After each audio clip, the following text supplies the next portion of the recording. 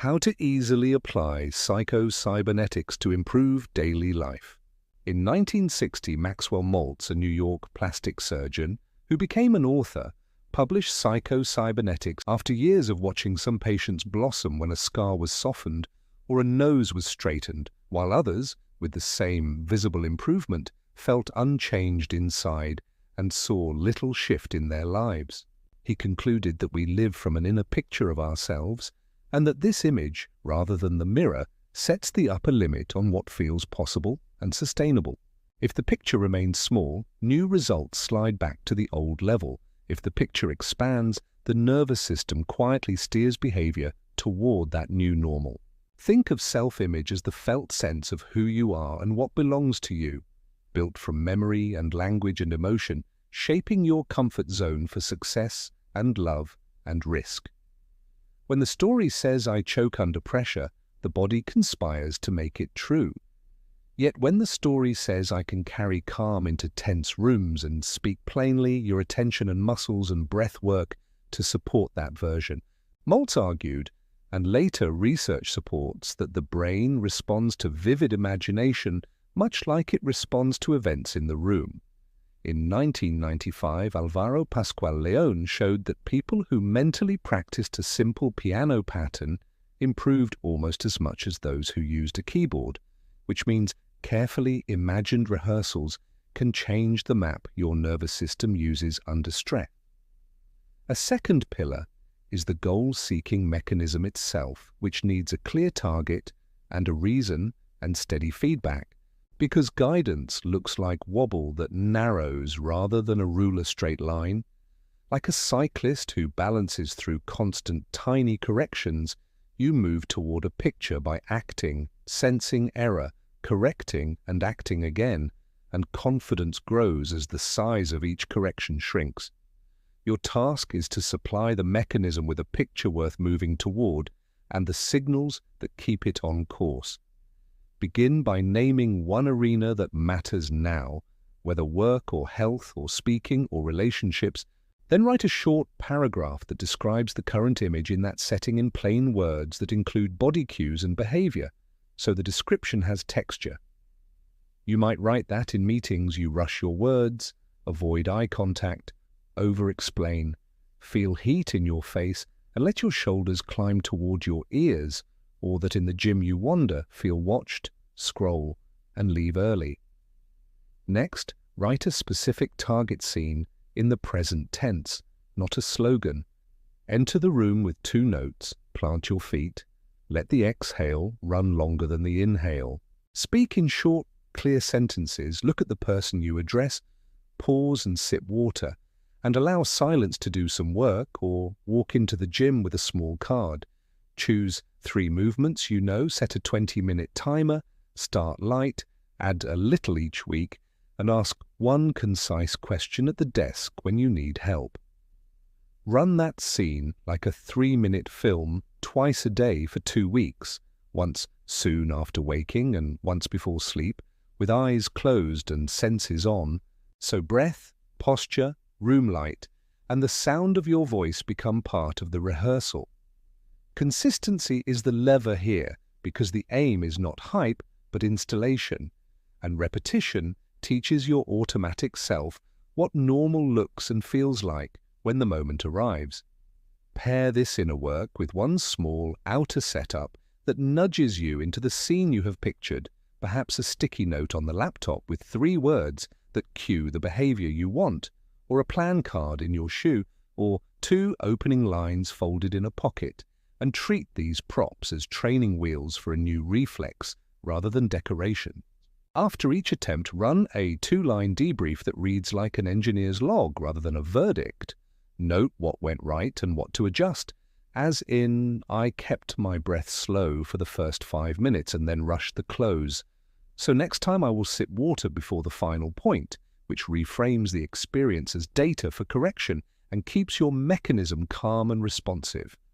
Guard the language you use with yourself, since the nervous system does not argue and tries to make you right. Trade always and never for learning, and next time, shift from I ruin introductions to I am learning to open clean and simple And keep the tone active and specific without sliding into empty cheer. Make relaxation the gate for both rehearsal and performance, because tension makes the old picture loud. Sit with feet on the floor and hands on your thighs. Draw in for a count of 4, ease out for 6 to 8.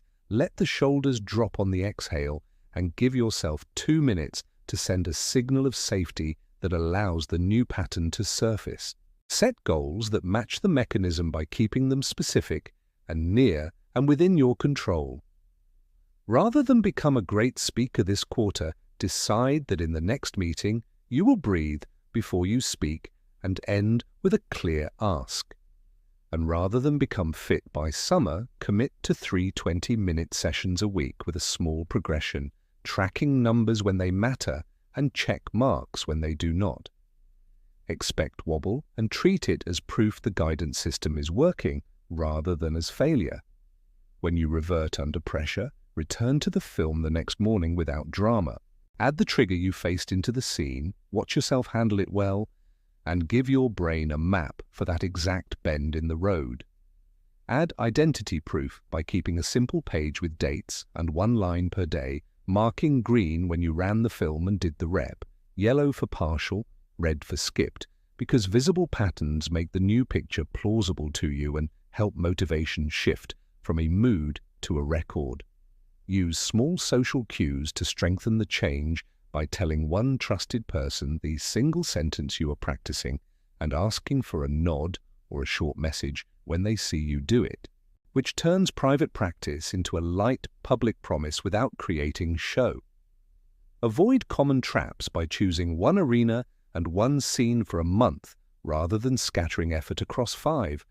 By writing films that are modest and precise rather than grand and vague, by resisting the drift into pep talk, and by acting before you feel like the new person so the feeling can follow the doing. Extend the method to stubborn points in your day with the same structure of picture, setup, and rep. If you ruminate at night, picture writing the worry on a small card, placing it in a box, turning out the light, and letting the exhale lengthen, then put a box by the bed. And if you snack without thought, picture the cue and the swap to sparkling water and a clean snack and a 2-minute walk.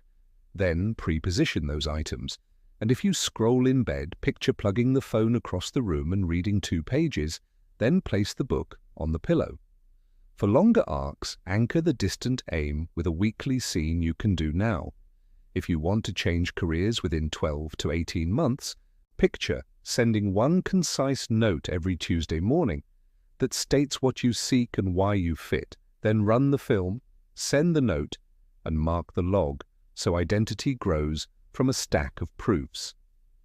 Protect the inputs that shape the picture because the mind is suggestible and context steers behavior.